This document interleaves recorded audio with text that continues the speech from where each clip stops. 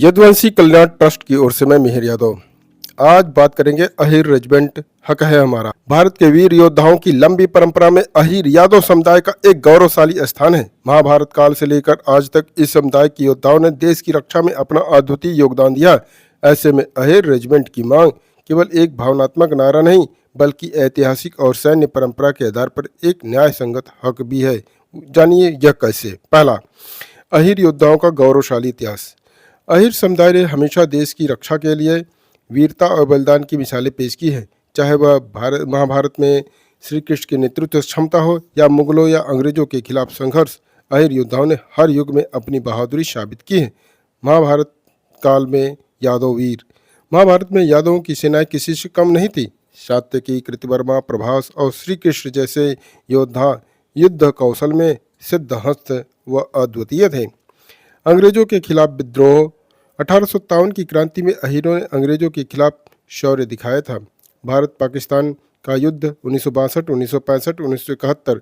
अहीर सेनाओं ने विशेष रूप से 1962 के रजंगला के युद्ध में जो पराक्रम दिखाया वह अद्वितीय था और वह इतिहास के में स्वर्णाक्षरों में दर्ज है। रजंगला का युद्ध जब अहीर योद्धाओं ने लिखी वीर गाथा। 18 नवंबर 1962 को चीन के खिलाफ 17 कुमायूं रेजिमेंट की सी कंपनी, जिसमें 90% जवान अहीर थे, ने रजंगला की बर्फीली चोटियों पर 1300 से अधिक चीनी सैनिकों का सामना किया। मात्र 120 वीर जवानों ने 1300 चीनी सैनिकों को मौत के घाट उतार दिया। Commanding officer major Shaitan Singh समेत सभी जवानों ने शौर्य की अद्भुत मिसाल पेश की। यह युद्ध भारतीय सेना के इतिहास में सबसे गौरवशाली लड़ाइयों में से एक माना जाता है। अगर गोरखा, जाट, राजपूत, सिख, मराठा, नागा इत्यादि के नाम से सेना में रेजिमेंट हो सकते हैं तो अहीर रेजिमेंट क्यों नहीं।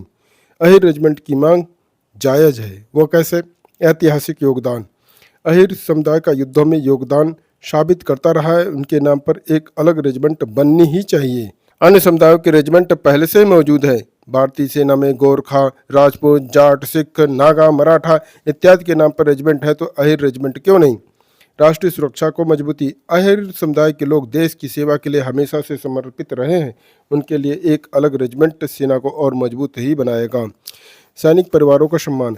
देश के लिए बलिदान देने वाले अहीर सैनिकों और उनके परिवारों को उचित सम्मान तभी मिल सकता है जब अहीर रेजिमेंट बनाया जाए। सरकार को क्या कदम उठाने चाहिए। अहीर रेजिमेंट के गठन के लिए आधिकारिक घोषणा होनी चाहिए। रजंगला युद्ध की गाथा को हर स्कूल कॉलेज के पाठ्यक्रम में शामिल किया जाना चाहिए। सैनिक भर्ती में अहीर समुदाय के युवाओं को अधिक अवसर दिए जाने चाहिए। सरकार को इस मांग को संजीदगी से लेकर उचित निर्णय लेना चाहिए। इस तरह से अहीर रेजिमेंट की मांग कोई नई मांग नहीं है बल्कि यह वीरता और बलिदान की ऐतिहासिक विरासत का सम्मान है। जब अन्य समुदायों को अपनी पहचान के साथ रेजिमेंट मिली है तो अहीर रेजिमेंट की भारत की सैन्य शक्ति में गौरवशाली योगदान देगा। अहीर रेजिमेंट हक है हमारा यह केवल एक नारा नहीं है बल्कि हर उस वीर सैनिक का सपना है जिसने भारत माता की रक्षा के लिए अपना सब कुछ न्यौछावर कर दिया।